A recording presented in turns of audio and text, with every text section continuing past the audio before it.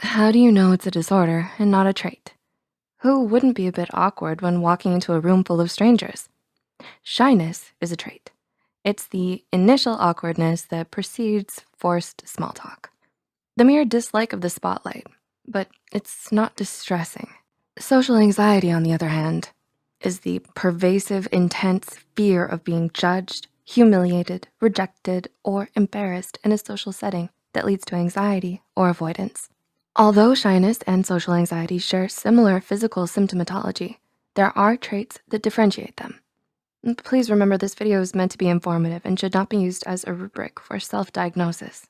If you have any personal questions or concerns regarding this topic, please consult a licensed professional. With that said, here are 7 signs that you're not just shy.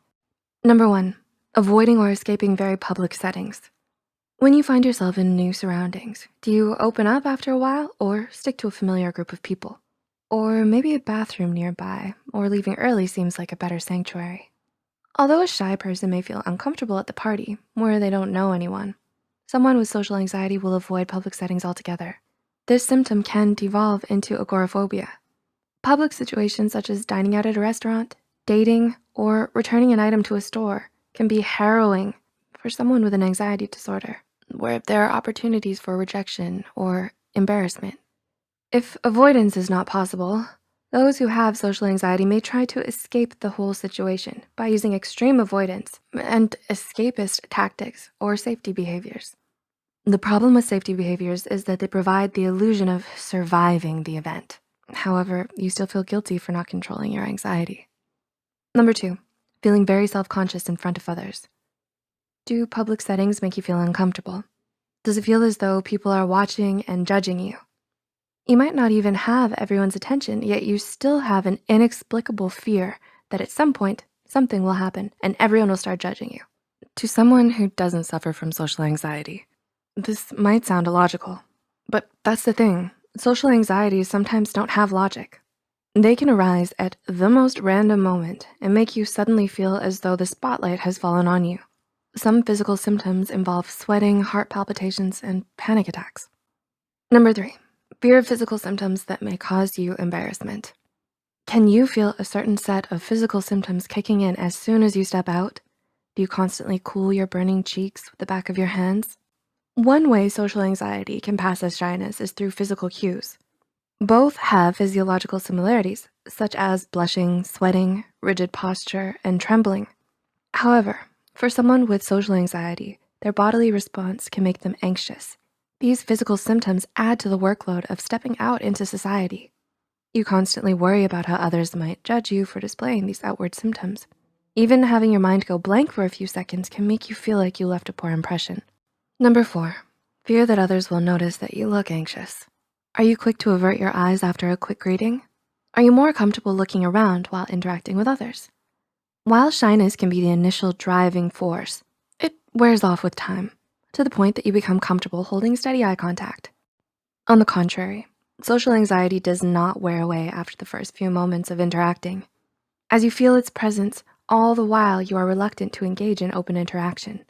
Since your social anxiety is a tangible experience for you, you fear that it's also noticeable for those around you, thus producing more anxiety. Number 5, having anxiety in anticipation of a feared activity or event. Is the mirror your trusty audience months before a public event? Before a big event like a presentation, it's normal to feel a bit anxious. If it's shyness holding you back, it can diminish over a while.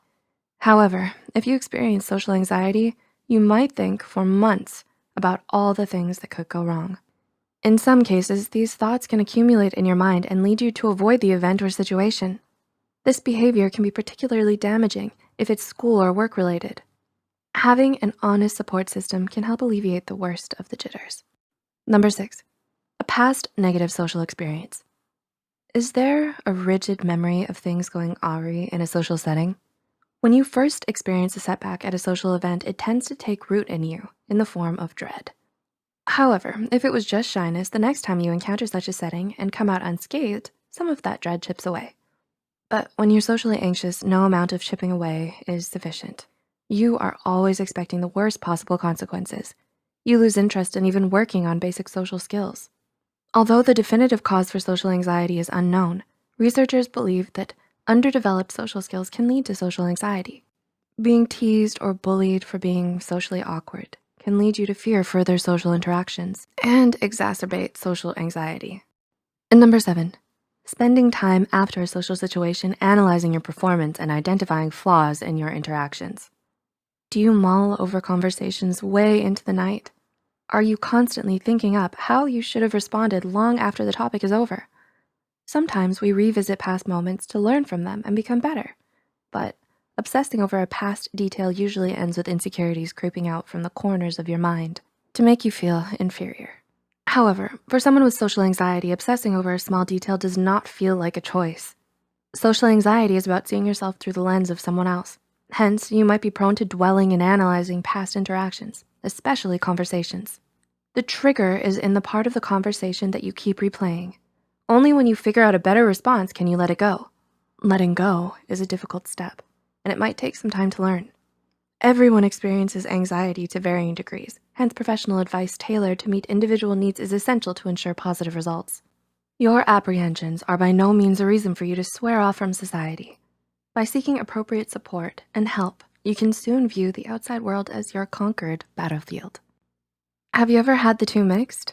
What has helped you cope with social anxiety?